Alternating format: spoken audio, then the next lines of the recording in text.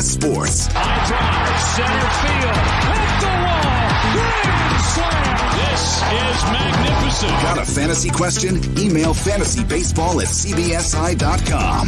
Get ready to win your league. Where fantasy becomes reality. Now here's Frank, Scott, Chris, and Adam.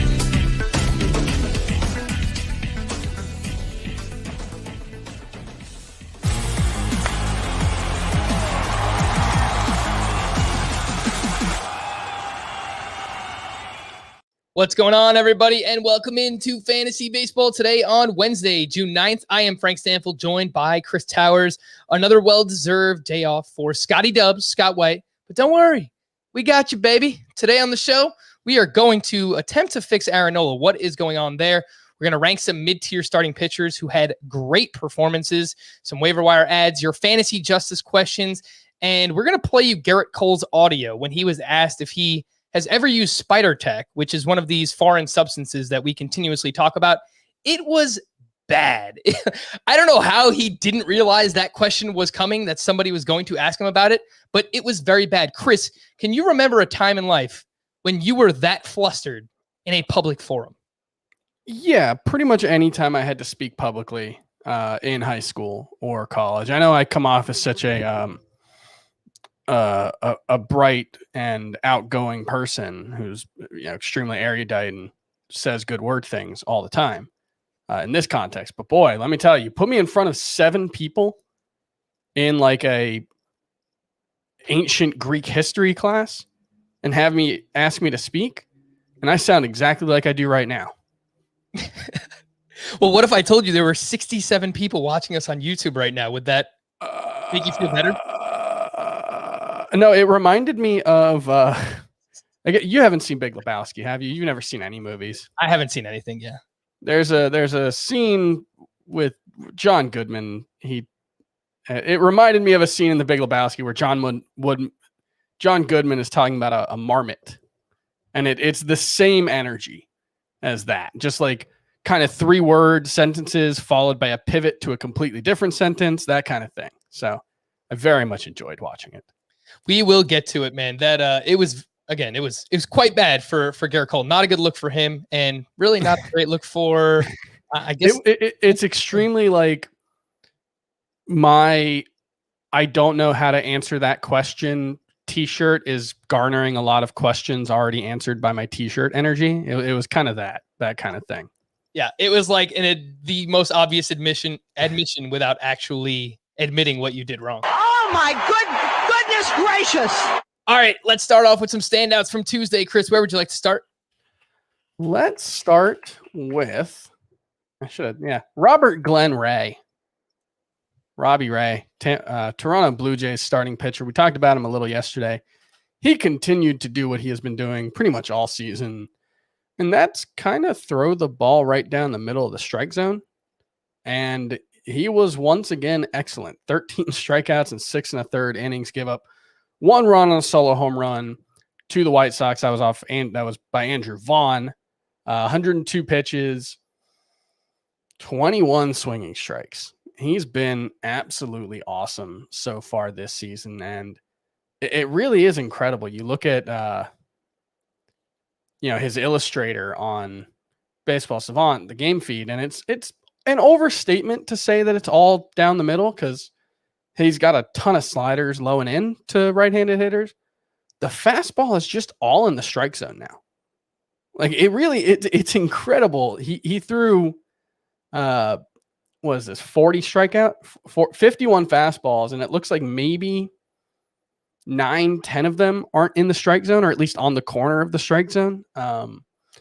He's become a completely different pitcher. And as I mentioned yesterday, it's just by throwing it down the middle and letting the stuff take over. And it's been a really effective strategy for him. Yeah, he still allowed a ton of hard contact, 94.6 mile per hour average exit velocity for Robbie Ray in the start. But I agree with you. I don't think it really matters what the level of contact is that he's allowing, because he's really not allowing that much contact in general now. It matters. Of course, in that when he gives up contact, like if he does have a game where he only strikes out 6 in 5 innings or 5 in 5 innings, he's probably going to have pretty bad results because the balls that are getting put in play are getting hit really hard. If he does have a game where he does issue, 2 walks in an inning, things can go poorly really quickly when you get hit this hard. But he's, this is sort of similar to what Trevor Bauer's done over the last couple of seasons where he's, there was the quote last week where he's like, I'm going to look into the numbers and see why I'm giving up so many home runs. And it's like, well, you throw a lot of high spin fastballs in the strike zone and those tend to get hit hard if they get hit. The thing about the approach that these guys are taking is that they don't tend to get hit that often. And I don't know, for a guy like Robbie Ray, who's got really great stuff, and the issue has always been the command. I don't want to say Robbie Ray's got great command right now, but he's got great control, and that seems to be enough for him. And like we will talk about with Framber Valdez coming up very shortly, I guess it doesn't matter all that much. Of course, if you're allowing hard contact, it's not optimal. But I think when you're allowing that hard contact into the ground, it does help a little bit more. I mean, the way that analytics have played into things and the way that teams are shifting as efficiently as they are nowadays, obviously that helps a ton when people are hitting the ball hard into the ground. And for Robbie Ray, while it's not one of the highest ground ball rates in baseball, like Framber Valdez, 45% for Robbie Ray this season represents a career high, which is very good for him. So you couple that with he's getting as many strikeouts as he has, 11.5 K per 9, 2.10 walks per 9. That is also a career best number for him. That has never been lower than 3.5 walks per 9. Like we said yesterday, this is the best version of Robbie Ray that we have seen. And he's in the 84th percentile in walk rate. He is great, legitimately good at avoid. He has a significantly lower walk rate than Shane Bieber right now. And the other thing on the batted ball side, he's only giving up, per Baseball Savant, 22.9% line drive rate. And so his fly ball rate's about where it was last season. The ground ball rate's up. And so what that means is that he's giving up a lot fewer of the type of batted balls you want to avoid. You get hit hard, you give up fly balls. Those will turn into home runs eventually. A decent amount of them. I would guess he has a pretty high home run to fly ball ratio. But they also, when they don't turn into home runs, often turn into outs. And that's the same thing with ground balls. Ground balls usually turn into outs. It's line drives that really kill you. And so if you can keep runners off the base with free passes and you can strike, 30% of the batters you face out, you'll live with the occasional solo home run. I don't think he's going to continue to be, he's been one of the best pitchers in baseball really over his last, 8 or 9 starts. I don't think he'll continue to be that, but I do think Robbie Ray's a must-start pitcher right now. Yeah, I'm with you there. And let's make this an oh my goodness trifecta, because I mentioned we wanted to talk about mid-tier starting pitchers that had great starts. Robbie Ray is obviously one of those. The other two, Framber Valdez at the Boston Red Sox on Tuesday night, 7 1/3 innings, 5 hits, 1 earned, 0 walks, 8 strikeouts, 18 swinging strikes on 96 pitches for Framber Valdez. 9 of those came on the curve, which is his best pitch. He now has a 1.47 ERA through his first 3 starts, which came against the Padres and the Red Sox twice. So pretty tough matchups there, and he has succeeded. He has a 76% ground ball rate with 22 strikeouts, only 4 walks on the season. That is Framber Valdez. And Pablo Lopez, who going up against the Colorado Rockies, they were on the road. It was in Marlins Park, 8 innings, 5 hits, 2 runs, 0 walks, 8 strikeouts for Pablo Lopez. And over his last 5 starts, 2.32 ERA, 33 strikeouts, over 31 innings pitched. And he's using his breaking pitches more. And that was something that I liked Pablo Lopez quite a bit coming into the year. Scott kind of pushed back on it because he said Pablo Lopez always talks about using his breaking pitches more, but he doesn't actually do it. Well, now he's throwing 4 different pitches over 10+% of the time. So that includes his curveball, his cutter, his changeup, which is his best pitch. And then he has a decent fastball that he throws, 93, 94 miles per hour. Yeah. But I think it's a very good arsenal that Pablo Lopez has. So Chris, how would you rank those 3 starting pitchers following their awesome starts on Tuesday? Valdez, Lopez, and Robbie Ray. Yeah, you look at what Lopez has done. He's allowed 0 earned runs in, 6 starts? He didn't allow any runs today, right? He allowed 2. 2 earned runs. Okay, so he's allowed 0 earned runs in 5 of his 12 starts. No, sorry. 5 of his 13 starts. He's allowed 2 or fewer earned runs in 11 of his 13 starts. He's basically had 2 bad starts, and I feel like that's kind of been Pablo Lopez's issue. He'll have like last year it was 7 earned runs in 1 2/3 inning against the Braves. Other than that, he had a sub-3 ERA. He had, I want to say there was a start where he gave up 10 runs in less than an inning, or maybe 1 inning against the Mets in 2019. Other than that, he had like a 3.5 ERA. So, that starts coming at some point. That seems like kind of unavoidable for him, but he's making them few and far enough between that I do have him at the top of this group. I've got Lopez 22nd at starting pitcher, and I did have him higher than Robbie Ray and Framber Valdez coming into the season, even before Framber's injury. So for me, it's Lopez, a little gap, Robbie Ray at 28, Framber at 31. So all of them, I think, must start pitchers right now. All of them, top 35, top 36 starting pitchers, but I do trust Lopez a little more. I guess Framber has been about as good as him over the last 2 seasons. It's just fewer strikeouts, I guess, is the biggest thing between the two of them.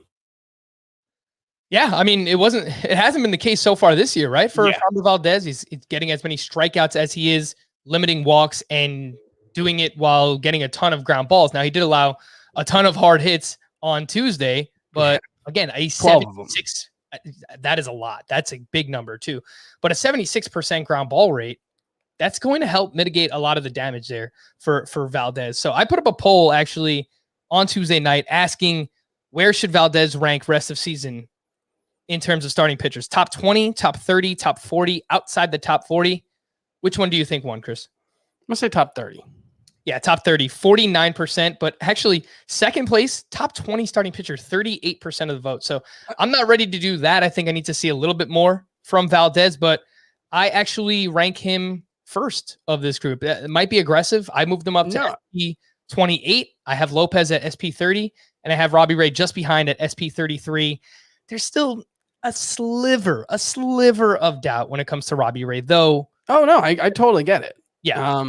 I mean, he's definitely been the worst of this group over the last 3 seasons at his worst. And his best hasn't been appreciably better than the other 2 guys' best. I'm not sure it really has been better. But, when I say Framber Valdez is 32, I really look at my rankings and I think starting with Joe Musgrove at 17 and really through Valdez at 32.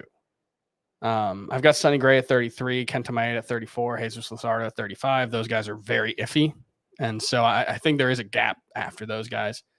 I think any of those 15 pitchers you could put in any order. And some of them have, a little, like Carlos Rodon, I think has a little higher upside than some of the other guys in there. But I feel like there's not much separating that group as a whole between, injury risk for some guys, performance risk for others, lack of upside for others. They're not all the same type of pitcher, but I value them very, very similarly, even though there's a relatively big gap between them. Look at you, Chris, man. You come so far since high school public speaking, because I thought that was very well said. Oh, thank you. Maybe Gerrit Cole can actually... My hands are shaking. Maybe Gerrit Cole could actually take a little bit of some notes here from Chris Towers, because he was asked if he has ever used Spider Tech, again, one of these foreign substances that pitchers are accused of using. And this audio comes from @SNY Videos on Twitter. Here is what he had to say. Have you ever used Spider Tech while pitching? I don't. Today. I don't know. I don't know if. I don't know. I don't quite know how to answer that, to be honest.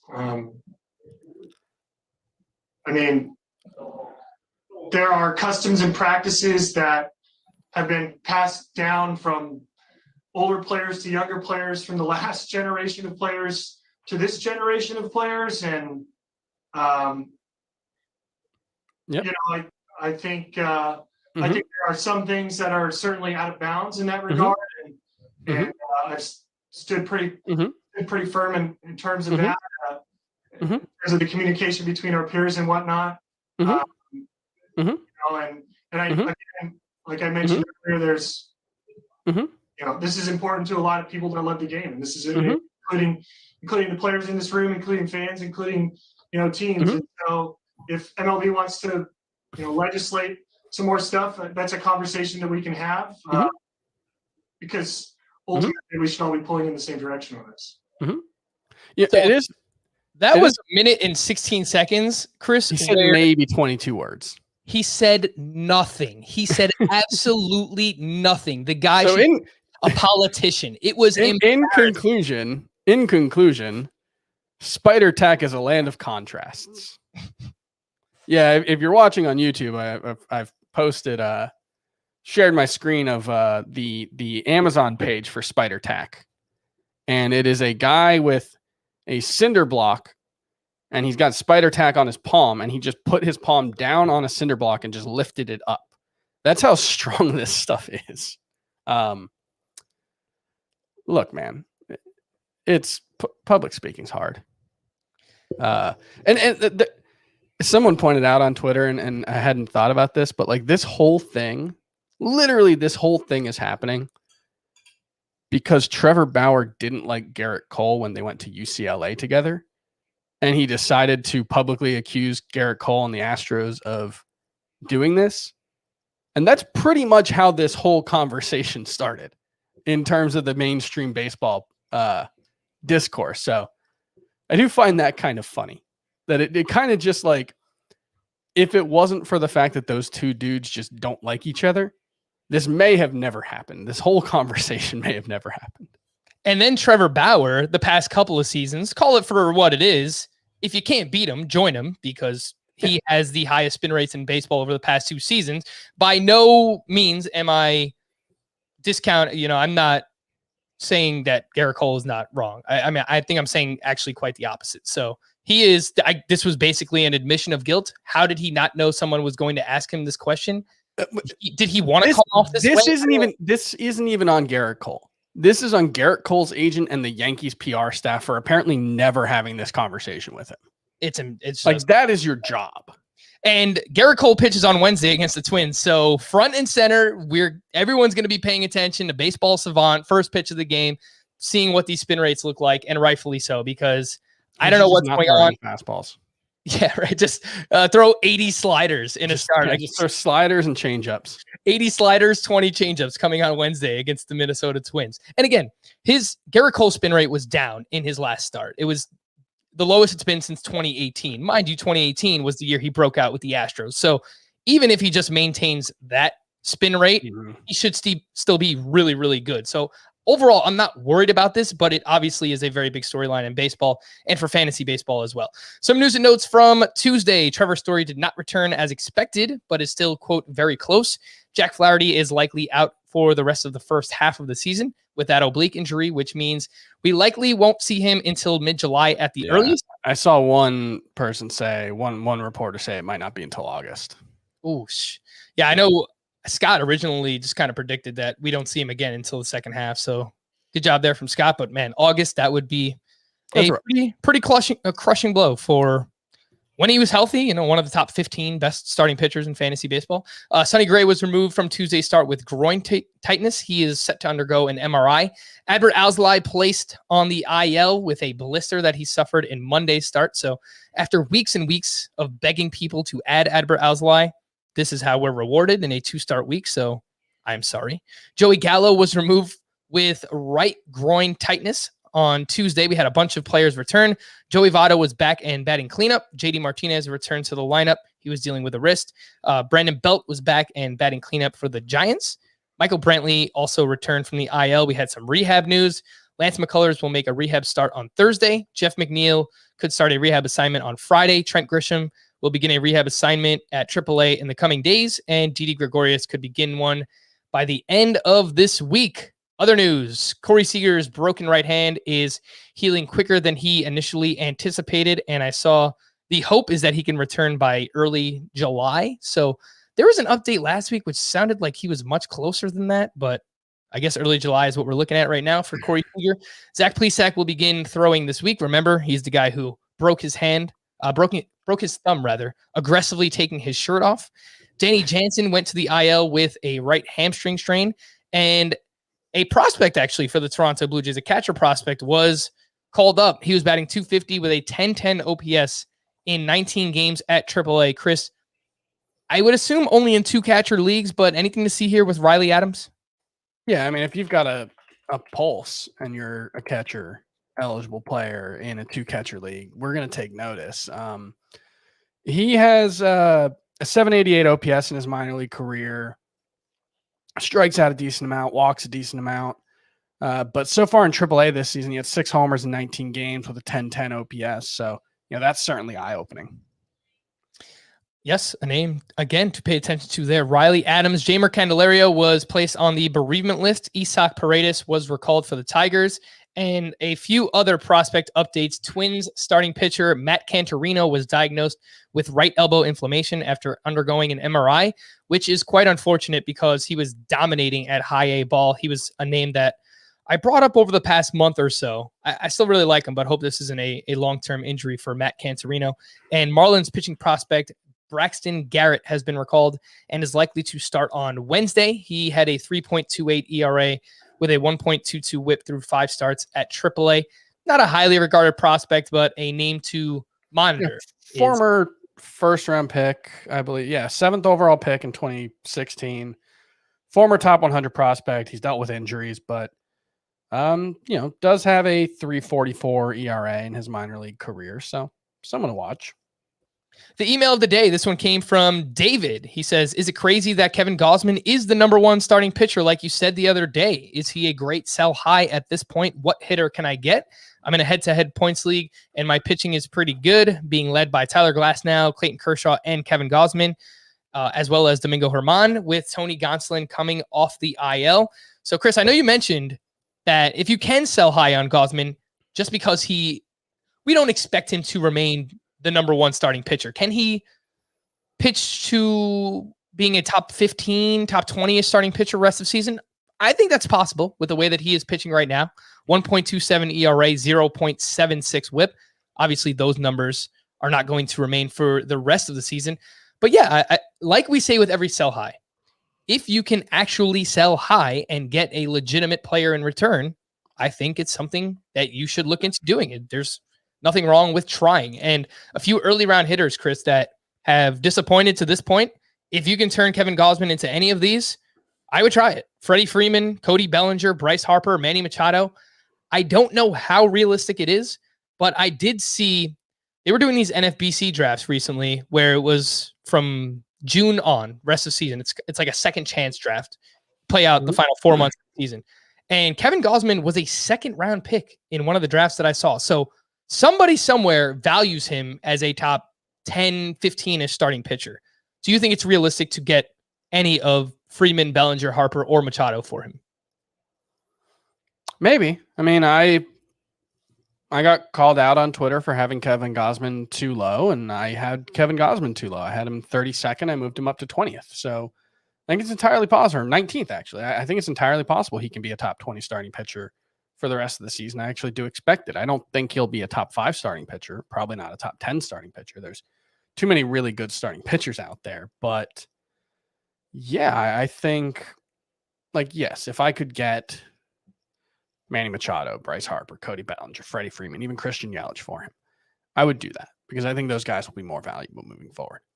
But that's not to say that I don't think Kevin Gausman will be good moving forward. And, one type of trade you might consider doing would be maybe moving him for a pitcher who I think is probably a downgrade, like Charlie Morton or Kyle Hendricks, but who I think will still be good, who I only have a little bit below him, and see if you can get another hitter thrown in there who's hasn't been great, but we expect better things from moving forward.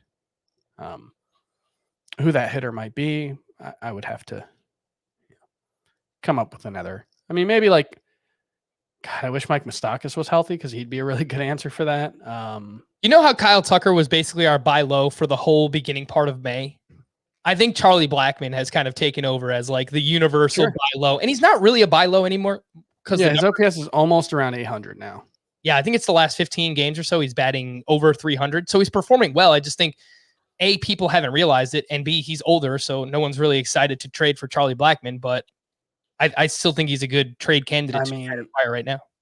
Heck, what about DJ LeMahieu and a pitcher? I have my concerns about DJ LeMahieu, but I'm worried about LeMahieu. Me too, but if I could get DJ LeMahieu and Luis Castillo, that's a risky trade, but there's a lot more upside on your side of the trade if you're making that. Yeah, I think a lot of people wouldn't do that. I think you could though. I think you could. I don't. If you're in a position where you're like trailing, if you're in like 10th place in a roto league, that's probably a trade you should do. No, that's a good point. Yeah, and we probably don't talk about that enough. Is how you should make trades based on where you are in the standings, right? So, if things are not working out the way that your team is currently constructed and you have players that are overperforming, you should be looking to move someone like a Kevin Gausman if he's on your team, which, I mean, if you have Gausman, the chances are your team probably doing pretty good.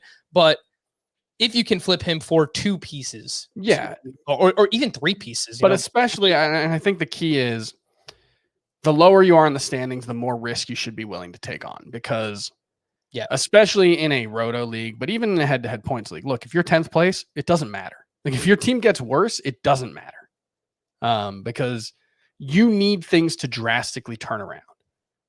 And so what that means is that you can't necessarily stay with the status quo unless you've got, let's say you have Manny Machado and Freddie Freeman and Cody Bellinger on your team.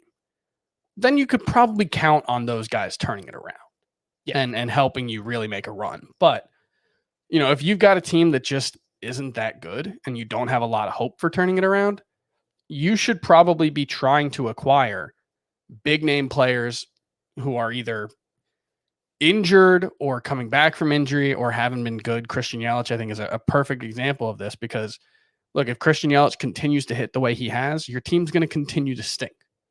But the cost of moving from 10th to 12th, there's really no cost there. But if Christian Yelich starts playing like the Christian Yelich we know he can be, that can push you into contention. I just want to go back to Manny Machado real quick here, because I don't really understand why he's struggling. When I look at all the underlying numbers, I just don't see it. He's batting .235 now on the season, another 0 for on Tuesday. He's currently 0 for 3. He's set to actually lead off the next inning, but he has a career high average exit velocity, career high hard hit rate. His home run to fly ball ratio is the lowest that it's been since 2013, despite the 7th highest exit velocity on fly balls and line drives in baseball among qualified hitters. So when he's putting the ball in the air, he's hitting it very hard. If anyone is worried about Machado because they see the surface numbers, I would be trying to acquire him. I just don't really understand why his numbers have been as bad as they are. He's lost some line drives. His batted ball profile looks a little more like 2019 than 2020. 2020, he kind of traded both fly balls and ground balls for line drives. That's a good trade to make. He's gone the opposite direction so far this season, but I don't really, like you said, I don't really see any reason to think that there's been a significant change in his skill set where he won't be a very, very good hitter moving forward. All right, so we're trying to acquire Manny Machado. Should you try and acquire Aaron Nola? What is wrong with this fella? Can we try to fix him? Let's see. He was going up against the Braves on Tuesday, and he allowed 7 hits, 4 runs, 2 more home runs over 5 innings pitched. He did have 7 strikeouts, so that was a positive, but he has a 5.06 ERA and a 1.19 whip across his first 13 starts of the season this year. The biggest difference is that I can tell, he has a career low 41% ground ball rate. That number is 49.8% for his career. So that is a massive difference. I mean, you're talking nearly 9 percentage points difference in ground ball rate. As a result, he has a career high 38% fly ball rate. He's got a 320 BABIP against.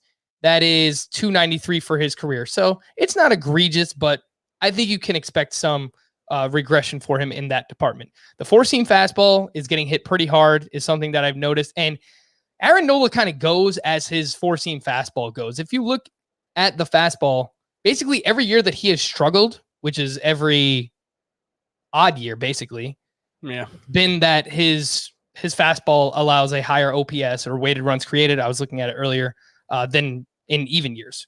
It's just like a random volatility thing with Aaron Nola, which I don't really understand why that happens, but there is volatility with his four-seam fastball. And then the changeup. It's lost some of its luster this year. It has a 748 OPS against. That has been sub 600 each of the past 2 years. Those are things that I noticed with Aaron Nola. However, his 3.36 expected ERA entering Tuesday was basically identical to last season. And is he going to be a low threes ERA pitcher that I expected coming into the season? I had him as my SP4. I was very excited about him. That probably isn't going to happen. Can he be a sub 3.5 ERA rest of the year? Yeah, I would take the under on that with a 1.10 to 1.15 whip, 10K per nine. Yes, I think that's who Aaron Nola can be rest of season. Chris, what have you seen from him? And let's do it. Worryometer Wednesday. Are you actually worried about Aaron Nola? Yeah, one thing I'm trying to look up is just to kind of see whether the Phillies have had as a whole some issues defensively, because one thing that really stands out, and it's a relatively minor thing, but when we're talking about this small, 2-month sample sizes, relatively minor things can matter. And, that BABIP being high, the first thing you go and look for is, well, is he giving up more line drives? He's not. He actually has a slightly lower line drive than he did last season or in 2019. Yes, he's getting fewer ground balls and he is giving up more fly balls, but more fly balls generally doesn't lead to a higher batting average allowed, and certainly not a higher BABIP. Batting, like I said earlier, fly balls tend to turn into outs. And he's not really giving up home runs. 10.8% home run to fly ball rate. He actually has a 10.8 infield fly ball rate. So 1 home run for every infield fly ball. Nothing wrong with that. One thing that does stand out is he's given up 10 infield hits. That's really high. He's given up 4. He gave up 4 last season in basically the same amount of time. So that's something worth looking at. It makes me wonder if the Phillies defense has been bad, but it really hasn't rated out as particularly bad. So, don't have a good answer. Unfortunately, they do have the 8th highest BABIP, but it's 297 for the team versus 3. What is after today's start? 322. So, yeah, I mean, like you said, his fastball is getting hit harder, but I don't know if there's necessarily a great explanation for that. He's throwing it more, which isn't necessarily always a great thing. He's throwing his 4-seam fastball more than he did last season, about 14% more. He's traded a lot of sinkers for 4-seamers.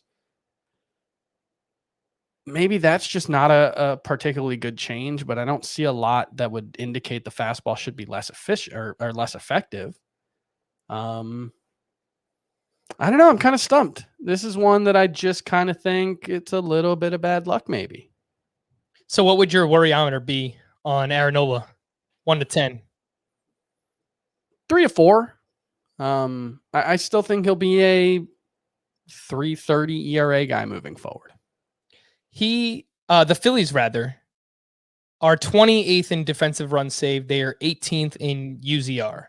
So I don't know which defensive metric you prefer, Chris, but at least by defensive runs saved, they are quite bad. And I think that makes sense because Andrew McCutchen and Bryce Harper in your outfield is definitely not a recipe for defensive success.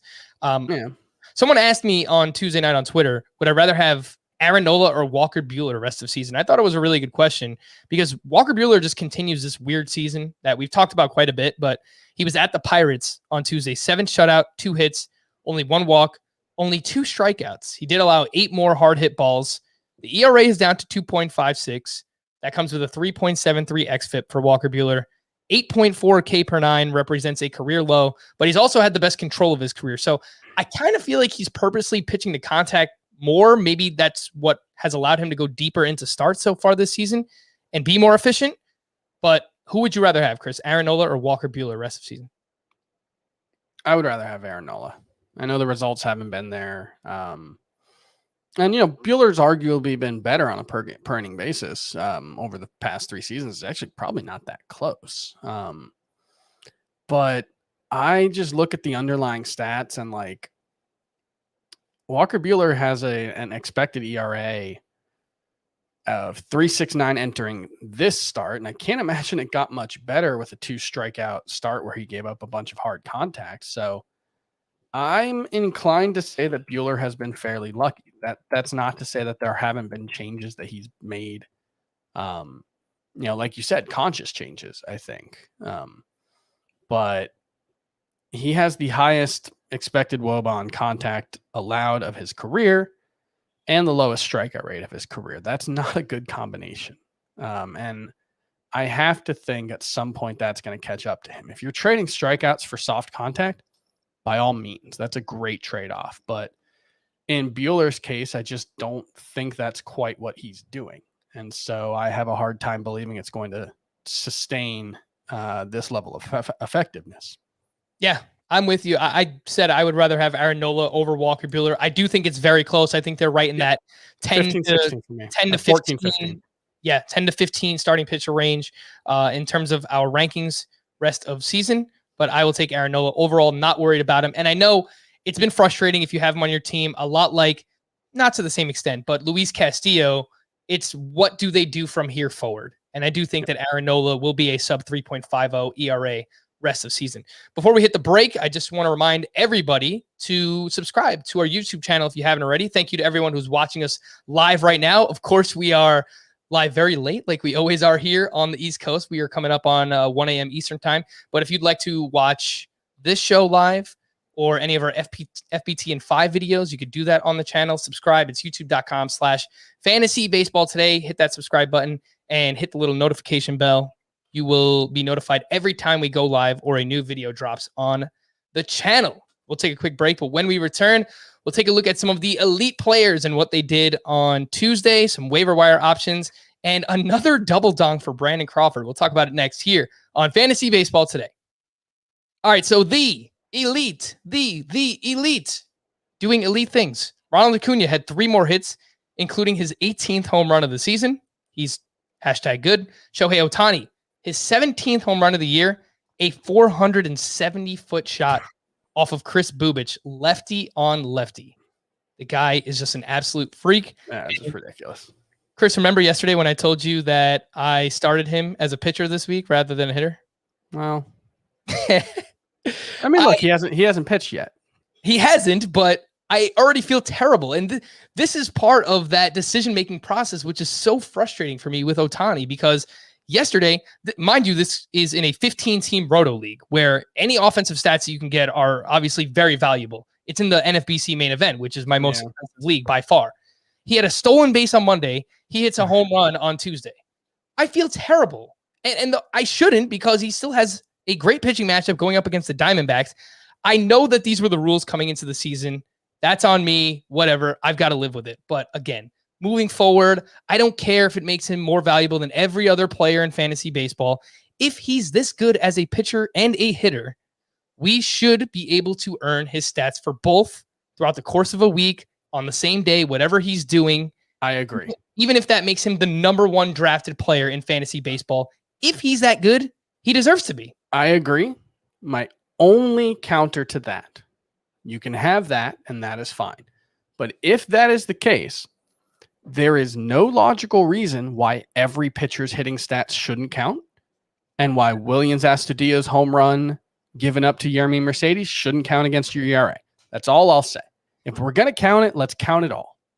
I am in favor of that. If position players pitch, although goodbye NL pitchers. That is impossible to predict because it's really just based on blowouts when they don't want to tax their bullpen.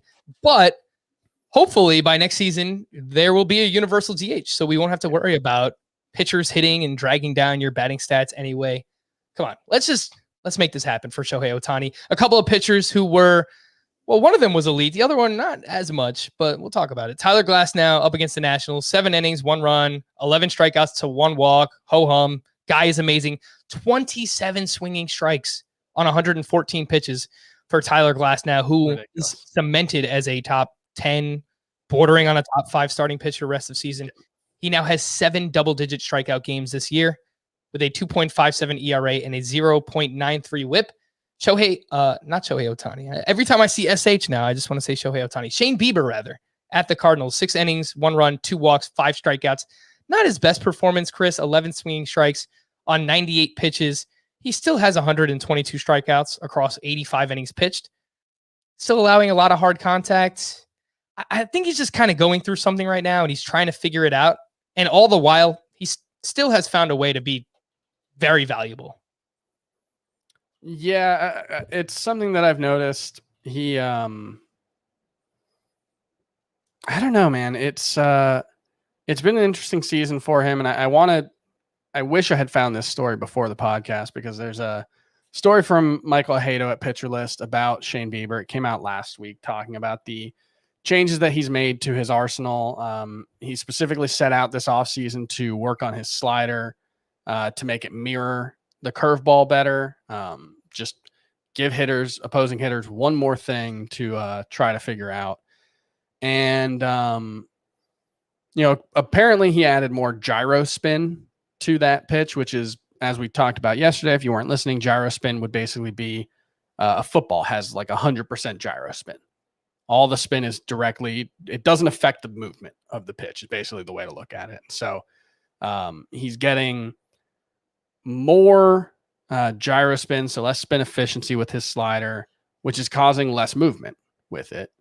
And he's ditched his cutter. And I think overall it's made him just a little less effective. He's throwing fewer strikes. He's walking more. And I'm confident that he'll figure it out, though. I haven't moved him down from number 3. He's been number 3 pretty much all season. I think the only time he wasn't was when Jacob deGrom was on the IL. I think he'll be fine moving forward. But like you said, he's definitely working on some stuff. He's a different pitcher than he was last season. I think right now he's a worse pitcher than he was last season, but that doesn't necessarily mean he won't be, very good moving forward. Not as good as he was last season, but I don't think that ever should have been the expectation. Yeah, I think that's exactly right. He was awesome last year. He was basically historically good, and the expectation should have never been that he was going to live up to that. Kind of similar to like Juan Soto, how great he was last year from the hitting side of things. Some waiver wire options that we need to talk about. Justin Upton, we've talked about him quite a bit recently. He now has 8 hits over his last 6 games, including 4 home runs. And he's basically led off for the Angels since the middle of May, and he has been awesome ever since. So the strikeout rate is still very high, Chris. What we'll do for each of these players is you tell me what format Justin Upton needs to be rostered in. He's already 63% rostered. Does he need to be added in 3 outfielder leagues, or is that still too shallow for him? 3 outfielder category leagues, I think it's fine. He's just not going to be particularly good in points. There's too much swing and miss in his game, and you're really only going to get a lot from him in those stretches where he's really hitting for power, which, as we know with Justin Upton, things tend to come in waves for him. He's one of the streakier hitters in baseball, at least anecdotally. I don't actually have any numbers to prove that, but I think if you ask most people who the streakiest player in the game, the ones who think of Justin Upton will say Justin Upton. Absolutely. I don't know if we could look at OPS by month in his career, but he is, for years, has been one of the streakiest hitters that I have ever seen. And admittedly, I don't know if when he's hot, he crushes the ball. And sometimes he stays hot for 3 months in a row, like he did. I think it was the second half of the 2017 season. Now, 5 seasons ago. He's been kind of mediocre since then, but I don't think he hasn't necessarily lost the talent. He's been dealing with, injuries a lot of the time over the last 5 seasons, and he is hot right now. So I think in a three outfielder categories league, he can give you a little boost in power. In a 5 outfielder categories league, I think he's just worth starting. Period. I would drop. I'm looking at 2 outfielders that are rostered in more leagues than he is. I would drop Jorge Soler and David Peralta for Justin Upton. Totally fine with both of those, yeah. And, I bring up OPS by month in Justin Upton's career. He has an OPS over 800 in every single. Well, yeah, because it's, of course, yeah. Over the course of the career, he's streaky one May, and then he's hot one May, cold the next May. Balances out to just being okay. But yeah, if you look at it month by month within each year, you will see some drastic ups and downs for him. Yeah, I'm looking at his rolling WOBA for 25 games over the last 8 seasons for him, and it's real. It's not really even a roller coaster because roller coasters sometimes go up and then keep going up.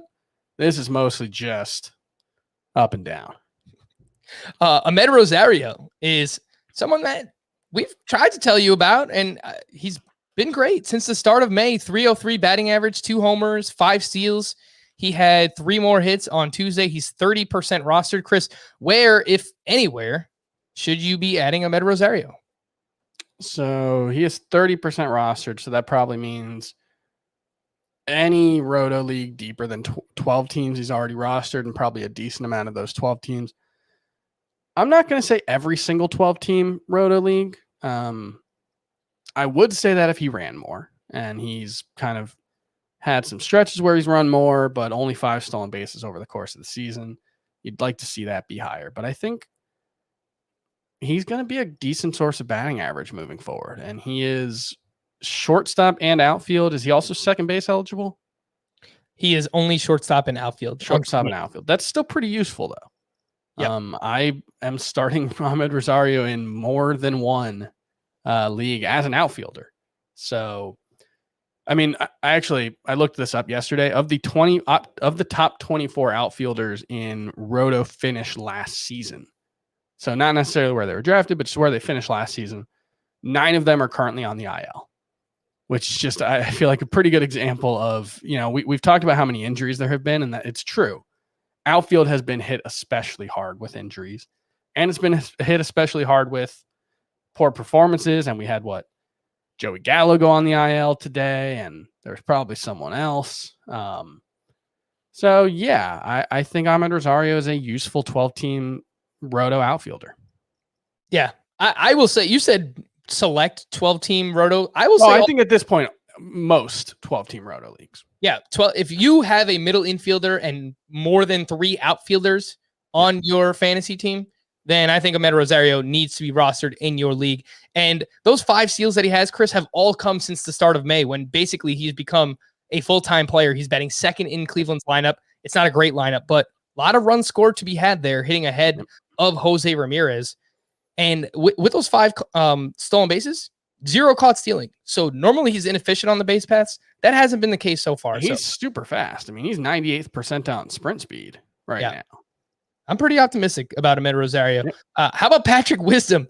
Guy just continues to mash. He hit his 8th home run on Tuesday. He's batting .385 now. He's not going to keep that up. He's 52% rostered, so he's already been added in a ton of places, Chris. He has, I believe it's first base and outfield eligibility.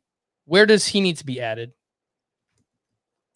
It's hard for me to argue he needs to be added in more places, but he's so hot right now that it's probably worth doing. Just in case. He's got 7 home runs and 1, 2, 3, 4, 5, 6 non-home run hits. So that's pretty impressive. He's got an 81% hard hit rate, also impressive. 99% average exit velocity, 99% mile per hour average exit velocity, also very impressive. 38% strikeout rate.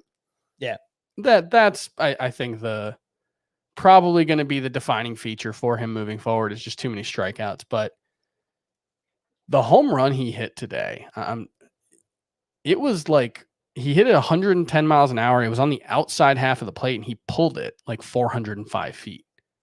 That's an incredibly strong man. That's an incredibly strong man who was apparently sitting on whatever pitch. I think it was a fastball, but no, that was a changeup. Changeup? Okay, yeah. Maybe he was sitting fastball then. He got out ahead of it. But he's very strong. He's got legitimate power. I just, sometimes it turns into Adolis Garcia, and you can, kind of live with the bad plate discipline. My assumption is that it'll end up costing him, but right now, if he's out there, sure, go at him. It's actually first base and third base eligibility that Wisdom has over on CBS. And I become more wary of these mid-career breakouts that, we've basically seen a ton of them with the Dodgers with Max Muncy and Chris Taylor. I'm not saying he's going to be that good, obviously, but even like a Luke Voit with the New York Yankees, we've seen more of these guys break out the past couple of seasons. So Wisdom, if you do need power, someone that you can look at. Last one I wanted to bring up here, Chris, Miguel Andujar. He had 2 more hits. He's batting .269 with 3 home runs over his last 15 games for the Yankees. And we know what his upside could be. We saw it back in, I think it was like 2018 when he was a candidate to win Rookie of the Year. Did he win Rookie of the Year that year? No, he finished second to Shohei Ohtani, as he should have. Yeah. Do not at me, Yankees fans. 21% rostered is Andujar. I think if you're desperate in a 5 outfielder league, you can do it there. Anything shallower, I don't think you need to do it yet. Is he only outfield eligible right now? Yes. Okay. Yeah, I find it pretty hard to get excited about him, especially now that he's striking out quite a bit, 26%. It's very small sample size, only 87 plate appearances, but yeah, I'm not particularly excited about him.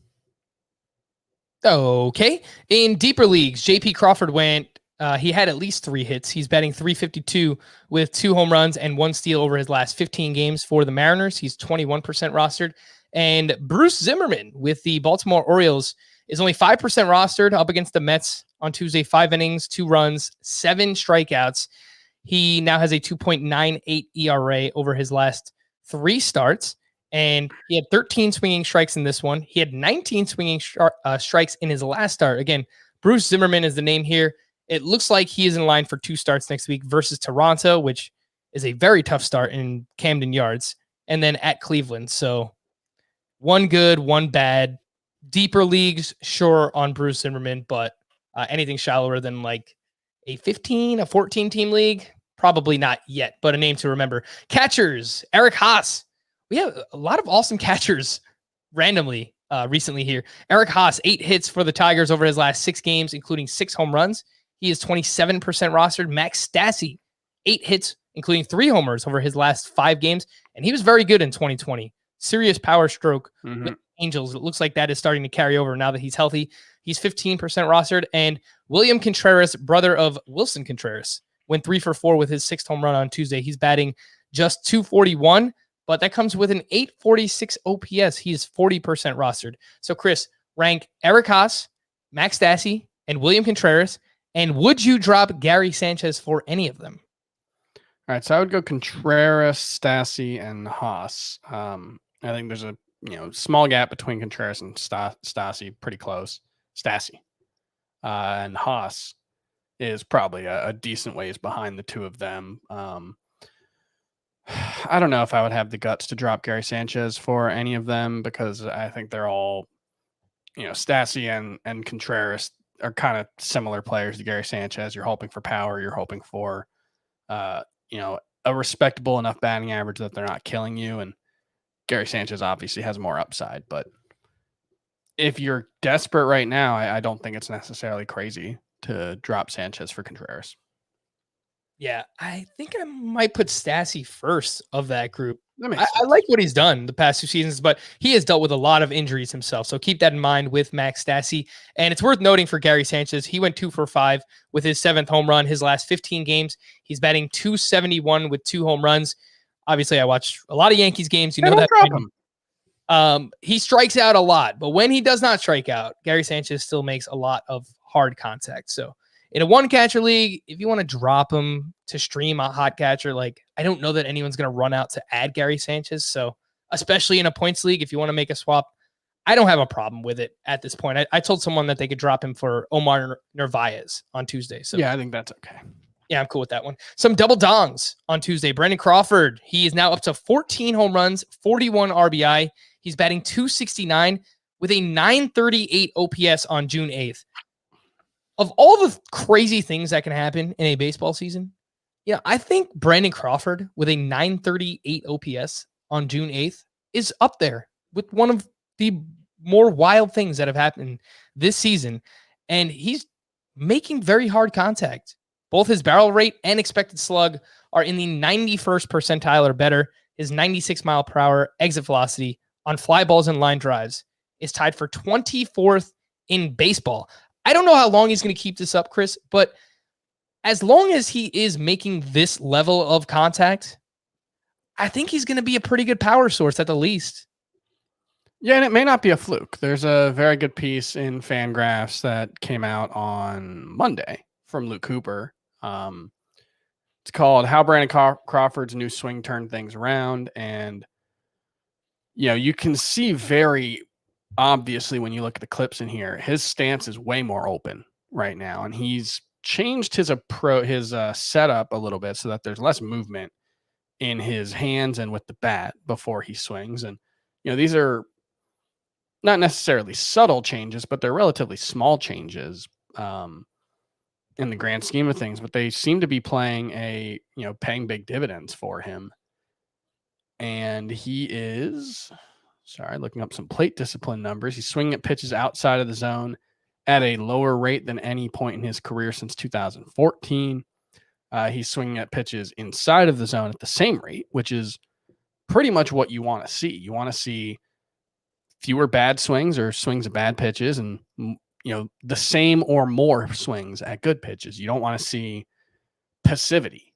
You want to see selectiveness, and that seems to be what we're seeing from Brandon Crawford. So I've been pretty skeptical. I've been pretty dismissive of what he's done so far, but this may not be entirely a fluke. I don't think he's going to continue to rank 11th in barrel rate, which is where he was before hitting 2 home runs today. But Brandon Crawford is definitely better than I gave him credit for, is what I will say here. And if you can sell high on him, I guess you can try. I just don't see anyone that's going to be excited to trade for Brandon Crawford. It's kind of similar to what we've said about Yuli Gurriel, where it's a veteran. He's been really good. You can try, but I don't really think anyone's going to give anything of value up for Brandon Crawford. The other double dong was Pete Alonso, who is now up to 9 home runs. He's batting .255 with an .814 OPS on the season. Bit of a letdown so far, but he's dealt with some injuries and hopefully a sign of things to come for Pete Alonso. The call to the pen. It was a very quiet day in terms of bullpen updates on Tuesday, which is fine by me, actually. For Tampa Bay, JP Fireisen was used to start the 8th inning in a 3-1 game. He was facing 9-1-2 in the lineup. He walked 3 of the 4 batters that he faced. He was removed from the game. Diego Castillo pitched in the 9th. He picked up his 10th save of the season. Diego Castillo now has the last 2 saves for the Rays. And I am officially making this comparison, Chris. Kevin Cash and Bill Belichick are Spider-Man meme. Every time you think you have the Rays reliever situation figured out, Kevin Cash changes it. It's very similar to how every time you think you know the Patriots running back situation with Belichick, he changes it up. So that's where I'm at with Kevin Cash. I think if you play in a categories league, both Diego Castillo and JP Fireisen should be rostered, but it's going to be frustrating. And I made Rays fans on Twitter mad at me earlier today somehow by saying that the Dodgers are the best team in baseball. I didn't really think that would be a hot take. I'm going to go ahead and poke the bear again here and just say that, Bill Belichick's had a little more success in big games. Oh, for sure. Yeah. No, I was not quite as many big game screw-ups. I was just comparing bullpen usage too. I know. I was just being a jerk. No, but you're definitely right about that. Kevin Cash has not showed up in the biggest games, but it arguably showed up a little too early in the most recent big game. But for the Tigers, Jose Cisnero now has the last 2 saves for the Tigers with Michael Fulmer on the IL. He is 2% rostered. This is only the deepest of leagues if you are super desperate for saves. But it sounds like Fulmer is going to be back after a short stint on the IL. Kenley Jansen picked up his 13th save. Lou Trevino got his 9th for the Oakland A's. To stream or not to stream for Wednesday, Brad Keller at the Angels, Griffin Canning versus the Royals, Vladimir Gutierrez versus the Brewers, Austin Gomber at the Marlins, Shane McClanahan versus the Nationals, and Chris Flexen at the Tigers. Well, tonight's didn't go super well. I think I went with Marco Gonzalez, who gave up 4 runs in 4 1/3 tonight. So hopefully tomorrow's better. And I'm going to say Gomber, McClanahan, and Canning are the best streamers for Wednesday night. I like it. Canning has been so inconsistent, but so has the Royals lineup. I think Gomber and McClanahan are actually very good streamers. Yes, I would agree with that. And for Thursday, this is a very bad list. Yeah, and I've only included 5 names on here because there's a few TBDs. So Justice Sheffield at the Tigers, Mike Minor at the Oakland A's, Chichi Gonzalez at the Marlins, Jay Happ versus the Yankees, and Anthony DeSclafani at the Nationals, who I don't think actually qualifies as a streamer because he's rostered in too many leagues. But I threw him in here anyway because that's how bad the list is. Yeah, DeSclafani's pretty good. I think you would want to start him against maybe not most matchups, but enough. I'll say Mike Minor. Braxton Garrett is Wednesday, right? For the Marlins. That's what you said earlier? Yes. Okay. Then Minor and DeSclafani. And no number 3. If you're desperate, I would probably go with Justice Sheffield. Yeah, Sheffield, I think, is certainly the most talented pitcher of the 3 remaining. And Detroit's a good enough matchup that he could be good. All right. It's been a while since we fired up the fantasy justice, but let's help some people out here, Chris. Ooh. Yeah.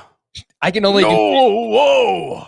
I'm only going to do fantasy justice when you are on the podcast, Chris. Okay. This one's from Jordan. What is your opinion on this situation that happened in my league today? Apologies. Some of these are pretty old, admittedly. I haven't had enough time to get to them. Sorry.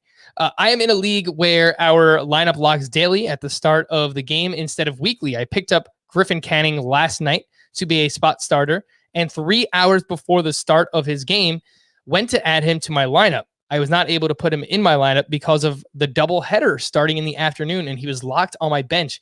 I asked my league if it would be fair for the commissioners to put him into my lineup because the game has not started. I got a resounding no from every person in the league. I'm not fighting the decision because a vote is a vote, but I feel like this is not an unfair request. What do you think?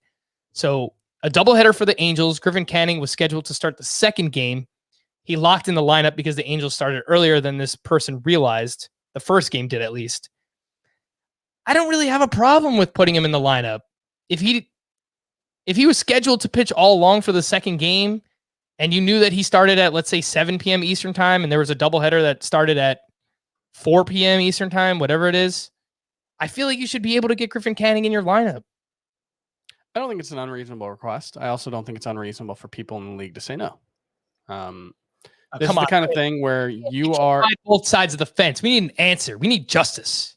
Yeah, my answer is if you are doing something that is outside of the bounds of the traditional rule set, you need unanimity from the league in order to approve it. And if in this case, there is unanimity in favor of not allowing the move to go through. So I think it's fairly straightforward that you don't let the move go through. It's not unreasonable to ask, but they said no. Boo, boo, boo. I am against it. You should be able to use that pitcher in the second game of a doubleheader, even if it lost.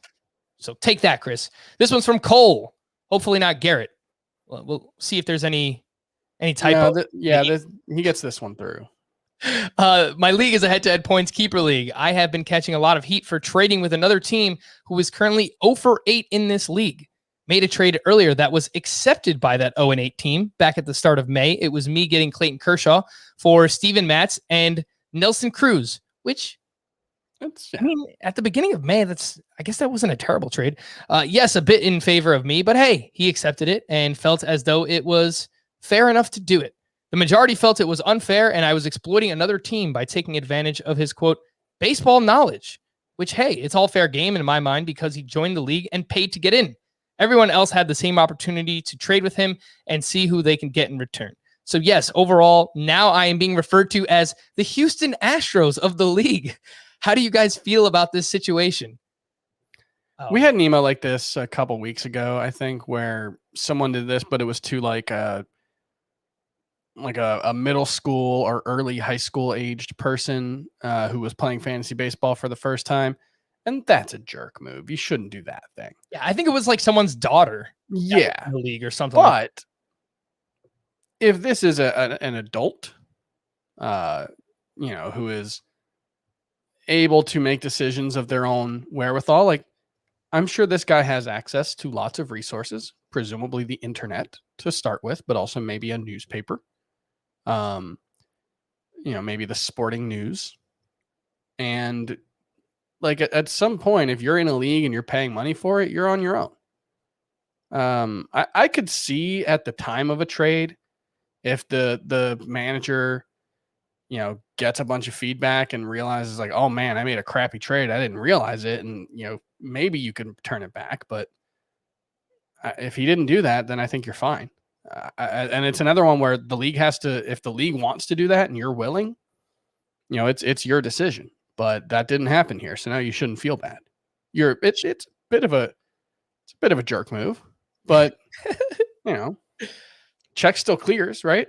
I would feed into it, Chris. I would be spiteful to the league. I would, every time I win a match, I would banging on trash cans. Exactly. Yeah. I would take videos of me like banging on trash cans and stuff, being raucous and loud and spiteful.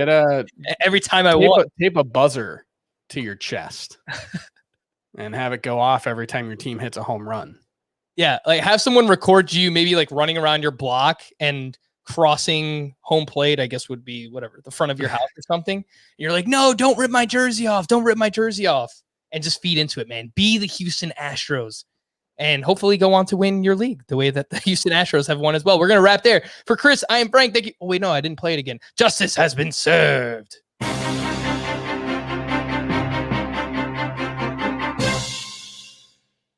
Chris? I was trying to think of another one, and then for some reason, I was trying to think of like another Metallica thing, and then for some reason, like I Stand Alone by Godsmack came in my head, and that's not the same thing, and I didn't want to do it, and so I just kind of froze. I had a Gerrit Cole moment there.